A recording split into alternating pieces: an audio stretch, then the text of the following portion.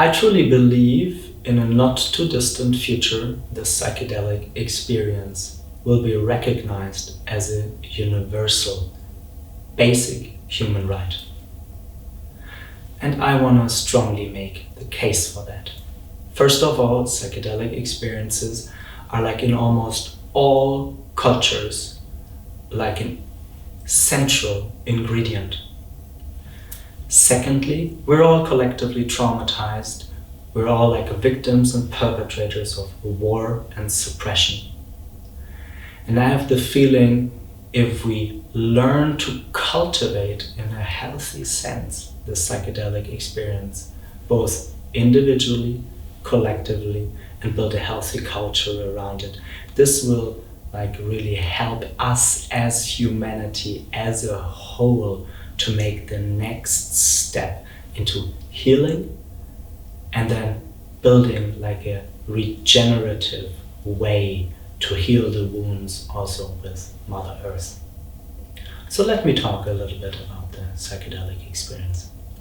First of all, I always make the strong statement that everybody who is prone to a psychedelic experience should complement it on the other side with state training. So you're training your states through meditation, for example. Secondly, I'm always making the case that a psychedelic experience is like a sharp knife, right? I got very fucking sharp kitchen knives. You don't give a very fucking sharp kitchen knife to a small child or to somebody who has like a severe mental illness. So inasmuch as a good knife, let's take the metaphor of a guy who's like cutting out a tumor, can cut out something that is not healthy.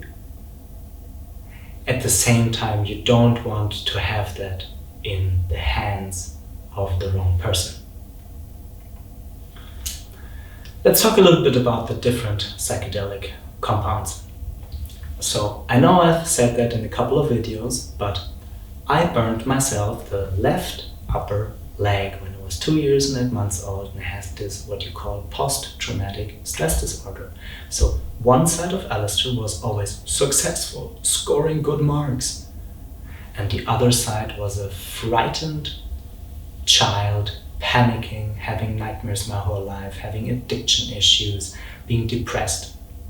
So one of my first psychedelic experiences is with MDMA. MDMA is the psychedelic, or like let's say empathogenic compound in the rave drug called ecstasy. I did that quite exactly 10 years ago, and the question in like a pretty clear set psychotherapeutical setting was, how did you feel before you burned your left upper leg? And it took me some hours, and before that I did a lot of therapy, but I never had the felt experience of how did I feel as a crazy child, as this unhurt child. Because even now, when you're listening, the guy's 41 years old, it's like I have so much life force running through me, but I had this traumatizing experience when I was very young. So MDMA greatly helped me to heal from that. To position it with the chakras, there's another video on the chakras, is like MDMA expands your heart space. You feel very loving with yourself. You're able to embrace the somewhat more awkward aspects of yourself and also of others. It lets you fall into that everything is so nice and comfy and beautiful.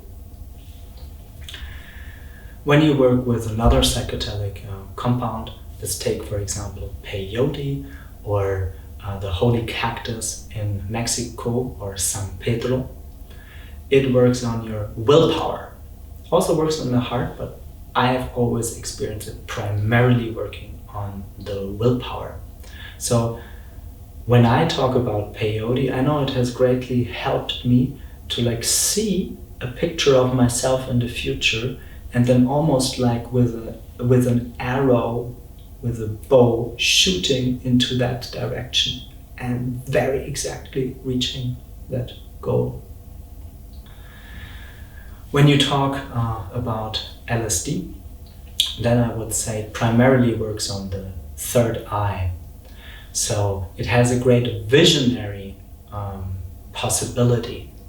You might encounter, this is how the universe works, or this is the sense behind it all, or I've seen Godhead, or something like that. And when we talk about ayahuasca, it's, for me, a dimethyltryptamine inside is the only known substance that I've personally, have experienced, which opens at the same time the crown chakra and the root chakra. So usually the experience when you drink ayahuasca, and you do that a couple of times, is you will die. It's not necessarily a pleasant exercise, but you can become comfortable with the exercise of dying. And then, like I explained with the chakra meditation, this is the beauty about ayahuasca, you become yourself like a hollow vessel of life force running through you. So a couple of remarks here. I certainly make the point that you should be very cautious with psychedelic experiences. I certainly am. But I also make the strong point that we have a lot of scientific evidence out there that proves that, for example, in a double-blind, placebo-controlled study, MDMA helps war veterans to get rid of their depression and addiction. We have a lot of scientific evidence that psilocybin, the psychedelic compound in magic mushrooms, helps people in the last phase of their life to let go of the fear of death. So I would say the overtone window, which refers to the window of possible political change, is opening to legalize psychedelics. And I'm definitely making the point to you as the listener to feel into, if you never had a psychedelic experience, maybe it would help you to dig deeper. Maybe you have dedicated meditative practice for 10 years or 20 years or 30 years or 40 years.